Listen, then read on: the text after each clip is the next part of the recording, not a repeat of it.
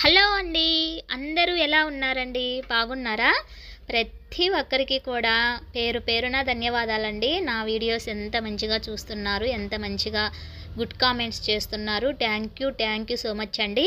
ఇంకా మీలో ఎవరైనా ఫస్ట్ టైం నా వీడియోస్ చూస్తున్నట్లయితే ప్లీజ్ మన ఛానల్ని సబ్స్క్రైబ్ చేయండి, నచ్చితే లైక్ చేయండి, ఇంకా షేర్ చేయండి. ఈరోజైతే తక్కువ ఆయిల్ని ఉపయోగించి ఫిష్ ఫ్రైని ఎలా చేసుకోవాలనేది మీ అందరికీ చూపించబోతున్నానండి. ఇదైతే బ్యాచిలర్స్ దగ్గర నుంచి అన్మ్యారీడ్ వాళ్ళ వరకు ఇంకా మామూలుగా పెళ్ళైన వాళ్ళకి యాజ్ టీజ్గా వాళ్ళ ఇంట్లో ఏవో ప్రయోగాలు చేస్తారనుకోండి.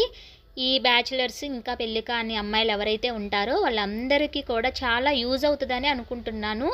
మ్యాక్సిమం ట్రై చేయండి. ఇలాగా కుదరకపోతే అప్పుడు నాకు బ్యాడ్ కామెంట్ పెట్టండి, ఇలా కుదరలేదు ఎందుకు ఇలా చూపించావు అని. నిజంగా అండి పర్ఫెక్ట్గా వస్తుంది. తక్కువ ఆయిల్ని ఉపయోగించి అయితే చేస్తాము ఇలాగా. అయితే నా పెళ్ళైన కొత్తల్లో నాకు అసలు ఫిష్ కర్రీ కాదు కదా, ఫ్రై ఎలా చేయాలో కూడా నాకు అస్సలు తెలియదు.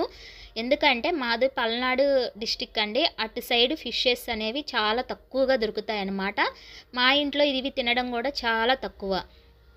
అందుకే నేను అసలు ఏమీ నేర్చుకోలేదు. మ్యారేజ్ అయిన తర్వాత ఇది కూడా నాకు మా హస్బెండ్ అయితే నేర్పించారండి ఫిష్ ఫ్రై ఎలా చేయాలి అనేది. ఫస్ట్ చూపించాను కదా, ఒక బౌల్లో కారం, పసుపు, ఉప్పు, గరం మసాలా, అల్లం వెల్లుల్లి పేస్ట్, ఇంకా ధనియాల పౌడరు, జీలకర్ర పౌడరు, కొంచెం ఆయిల్, ఇవన్నీ వేసి బాగా కలుపుకోవాలండి. బాగా కలిపిన తరువాత ఇందులో ఫిష్ ముక్కలను తలకాయ, తోక, చిన్న చిన్న మెత్తటి ముక్కలు ఉంటాయి కదా, అవి తప్ప నుంచి ఇలా మిడిల్ పార్ట్లో ఉండేటటువంటి ఫిష్ ముక్కలు ఏవైతే ఉంటాయో అవి మాత్రమే తీసుకోవాలండి. చక్కగా ఈ ముక్కలన్నిటికీ కూడా ఈ మసాలా పట్టేంత వరకు, మీకు ఓపిక ఉన్నంత వరకు ఇవి కలుపుతూనే ఉండండి. మ్యాక్సిమం ఒక 15 లేదా 20 మినిట్స్ వరకు మంచిగా మ్యాగ్నేట్ చేయండి. ఆ మసాలా అంతా కూడా ఫిష్ ముక్కలకు ఖండకు పడుతుందండి. ఈ ఫిష్ ఫ్రై చేసిన తరువాత తింటే ఉంటుందండి టేస్ట్.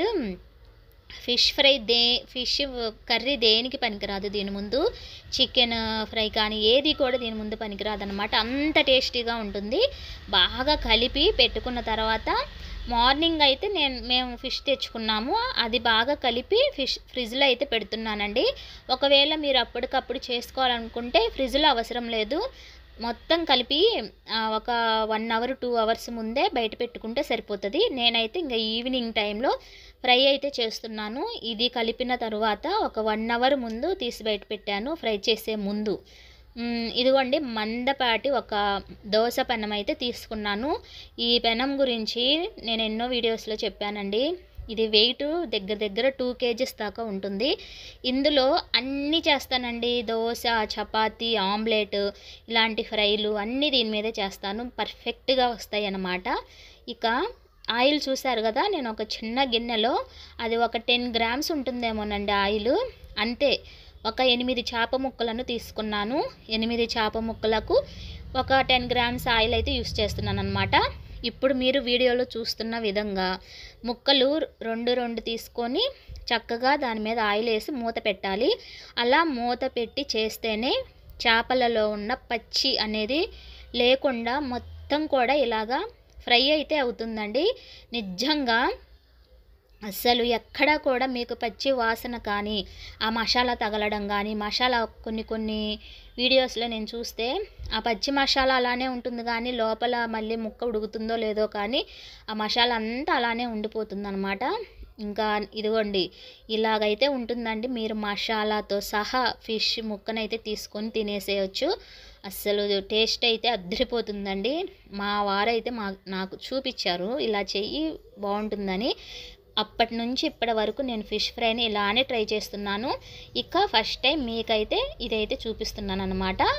ఫిష్ ఫ్రైని తక్కువ నూనెతో ఎలా చేసుకోవాలి అనేది. మీరు కేజీలు నూనె కళాయిలో వేసి ముక్కలు అన్నీ వేగిన తర్వాత ఆ నూనె అంతా వేస్ట్ చేసుకునే బదులు ఆ ఫ్రై అయిన తర్వాత ఆ ఫిష్ ఫ్రైకి వాడిన నూనె దేనికి పనికిరాదండి. కూరల్లో వేసామంటే ఆ స్మెల్ వస్తుంది, ఇందులో వాడామంటే ఈ స్మెల్ వస్తుంది. అందుకే చక్కగా ఇలా కొంచెం నూనెతో ట్రై చేయండి.